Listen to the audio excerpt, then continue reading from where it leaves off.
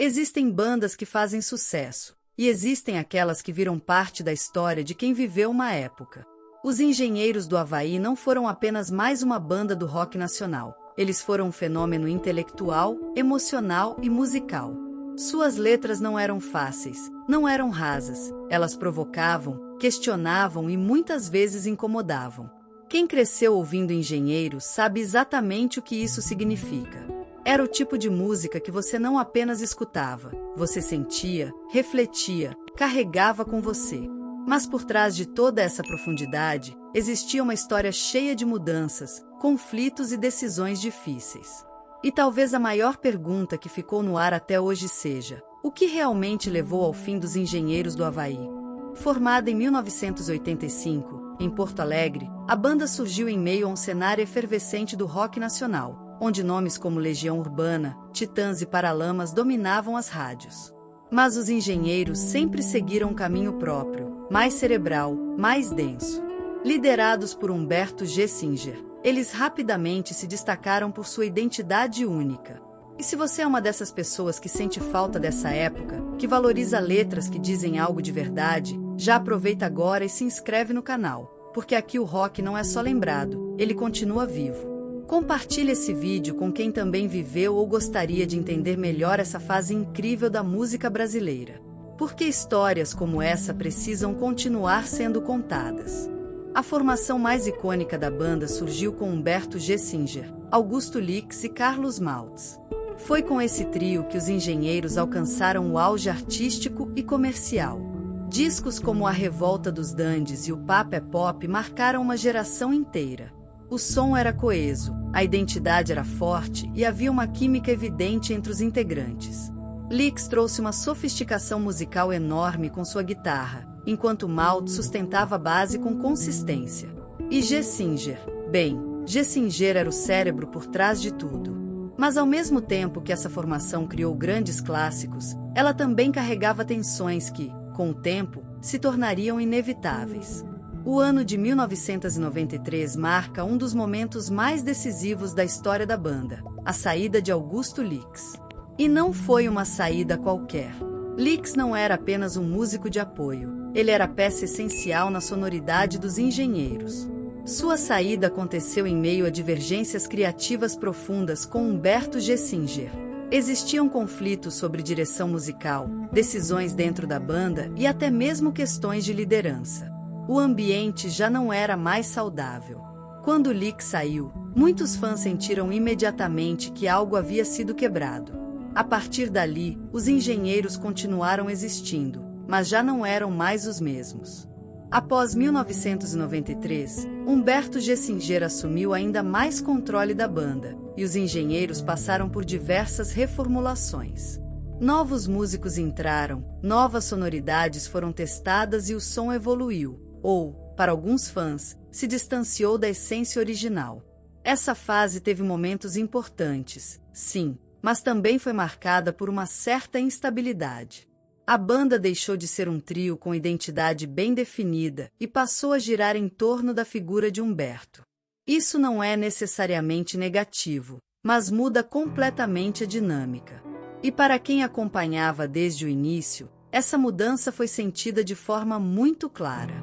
Apesar de nunca ter existido um anúncio oficial com aquela dramaticidade típica de grandes bandas, o fim dos Engenheiros do Havaí aconteceu de forma mais silenciosa, e talvez até mais complexa do que muitos imaginam. O ano de 2008 é considerado, por fãs e pela própria trajetória de Humberto G. Singer, como o ponto final da banda. Mas esse fim não foi um evento isolado, ele foi construído ao longo de anos. Desde a saída de Augusto Lix em 1993, a banda já vinha passando por um processo de transformação profunda, deixando de ser uma unidade criativa coletiva e se tornando, gradualmente, um projeto cada vez mais centrado em Humberto. Isso, com o tempo, mudou completamente a dinâmica interna.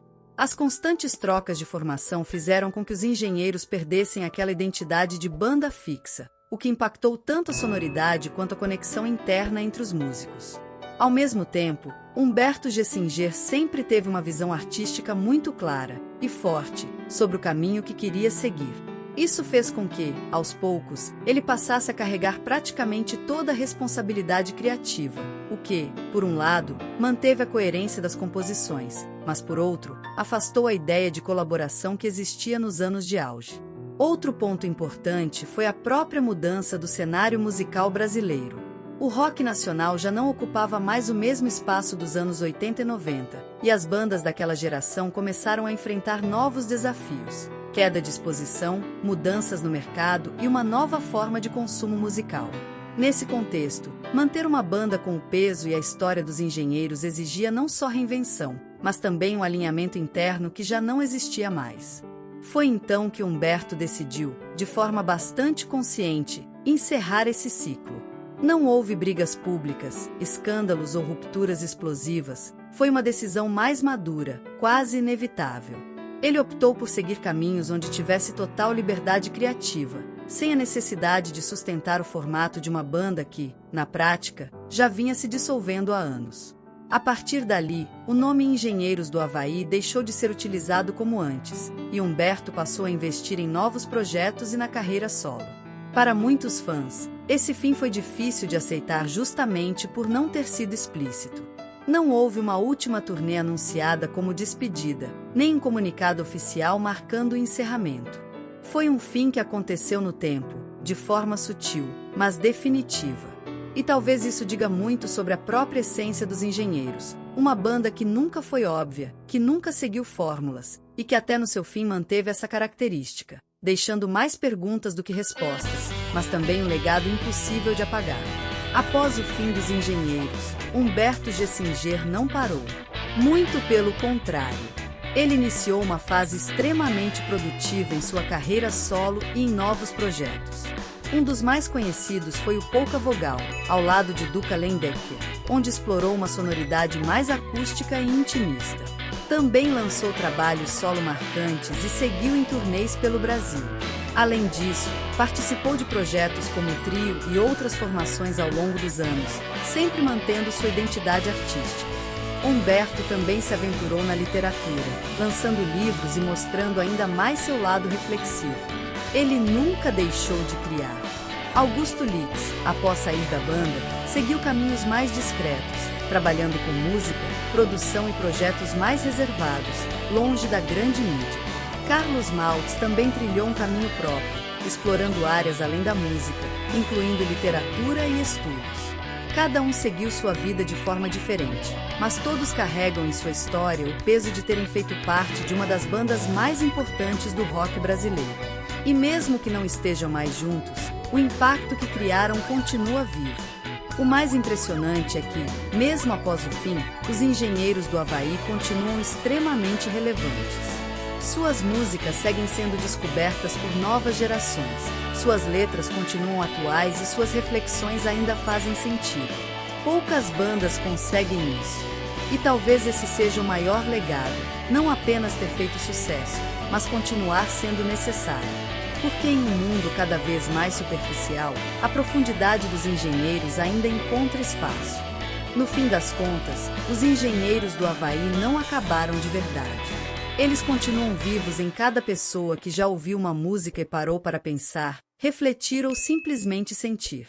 O fim da banda pode ter acontecido em 2008, mas o impacto dela não tem data para acabar. E talvez seja isso que define uma banda eterna.